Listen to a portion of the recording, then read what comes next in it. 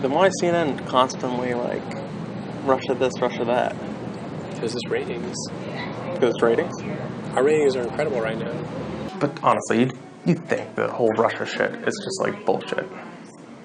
Could be bullshit. I mean, it's mostly bullshit right now. Like, we don't have any big giant proof. I just feel like they don't really have it, but they want to keep digging. Mm-hmm.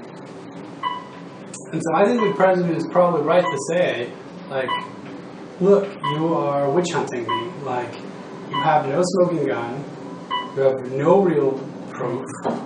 And the CEO of CNN said in our internal meeting, he said, good job, everybody, covering the climate accords. But we're done with it. Let's get back to Russia. Then why is CNN constantly like Russia this, Russia that? Because it's ratings. But honestly, you'd think the whole Russia shit is just like bullshit. It's mostly bullshit right now.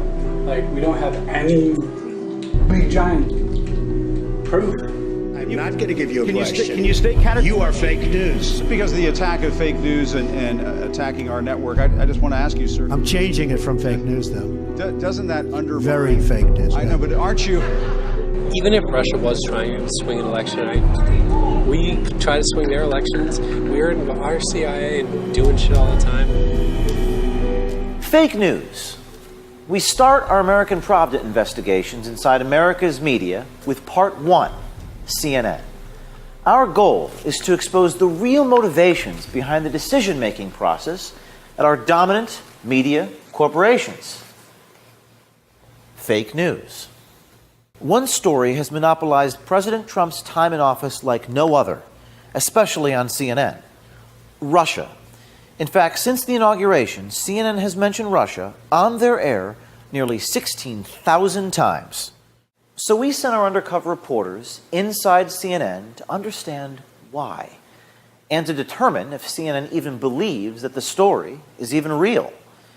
You're not going to believe what you're about to hear, or maybe you will. I'd like to introduce you to CNN's supervising producer, John Bonifield, in Atlanta. So you believe like the Russia thing's a little crazy, right? Even if Russia was trying to swing an election, we try to swing their elections. We're in our CIA and doing shit all the time. Like, we're out there trying to manipulate governments. Like, you win because you know the game and you play it right. She didn't play it right. Then why is CNN constantly like Russia this, Russia that? Because it's ratings. Because it's ratings? Our ratings are incredible right now. In the month of May, CNN's ratings were significantly higher than they were the year before. The Russia story and Trump have made CNN millions. Because of... So, my boss, I shouldn't say this, my boss a couple days yesterday, we were having a discussion about this dental shoot, and he's like, I just want you to know what we're up against here. And he goes, just to give you some context, President Trump pulled out of the climate accords, and for a day and a half we covered the climate accords, and the CEO of CNN said in our internal meeting, he said, good job everybody covering the climate accords, but we're done with it, let's get back to Russia. The CEO? Yeah. Oh my god. So even the climate accords, he was like, okay, a day or so, but we're moving back to Russia. Bonifield says CNN's CEO Jeff Zucker demanded that his news channel get back to the ratings winner that Russia is for CNN. Was that an editorial call or a business call? So I understand it's all ratings, right? Oh, it's a business. It's a business. People are like, the media has like an ethical... But all the nice cutesy little ethics that used to get talked about in journalism school, you're just like, that's adorable. That's adorable. Yeah, this is a business. Especially cable news, you know. Cable news isn't the New York Times, and it's not even like NBC News. NBC News still gets 20 million viewers a night. Cable news is getting 1 million. So, they gotta do what they gotta do to make their money, I think. And so I love the news business, but I find it so I'm fascinating. very cynical about it. At the same time, so are most of my colleagues. Yeah, it's like I'm not alone. Bonifield has worked for CNN as a journalist and producer for nearly 15 years. He not only gave us a tour of CNN's main newsroom, he gave us a window into the editorial bias and anti-Trump agenda of the organization. I think that there are a lot of liberal CNN viewers who want to see Trump really get scrutinized, and I think if we would have behaved that way with President Obama and scrutinized everything that he was doing with as much scrutiny as we applied to Donald Trump, I think our viewers would have been turned off. I think they would have thought like we were attacking him. But I think our viewers right now, and I'm not saying all of our viewers are super liberals. Right. I think there's just a lot of them, and so Trump's good for business, you're saying? Trump is good for business right now. But honestly, you'd think the whole Russia shit is just bullshit.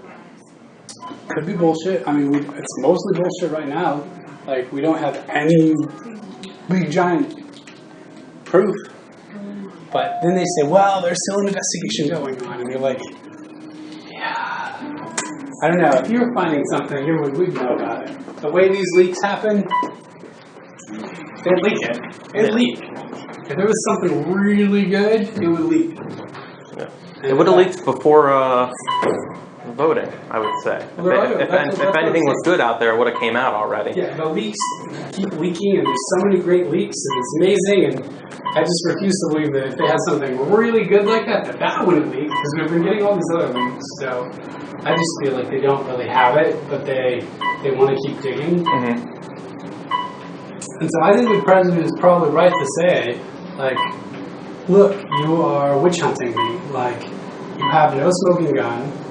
You have no real proof. No real proof, he says, and that speaks volumes about today's mainstream media. Bonifield says CNN loves the Russia story not because it's true, but because people want it to be true. They're feeding their audience a false narrative in order to get ratings. Their enthusiasm to report false news is getting the better of them. On Saturday, CNN imposed strict internal restrictions on all future Russia stories after they had to delete and retract a story that was poorly sourced. And yesterday, 3 CNN staffers resigned, victims of fake news. So where does that leave us? The American people are fed up with fake news, and the mainstream media they cannot trust. It's corporate greed, market pressures, managers without integrity, newsroom bosses without courage, journalists who don't even leave their desks. The very purpose of journalism is to expose the world for what it is, not to create false political narratives in order to make money. The American people are frustrated because they have nowhere left to go to get actual information. This is just part 1 of the CNN series. We have so much more that we will bring you on video as our American Pravda investigations continue. Every dishonest television network, newspaper, and social media company is now on notice. You're being watched. We're coming after you. And while the whole broken, rotten media machine may not come tumbling down, maybe they'll wake up.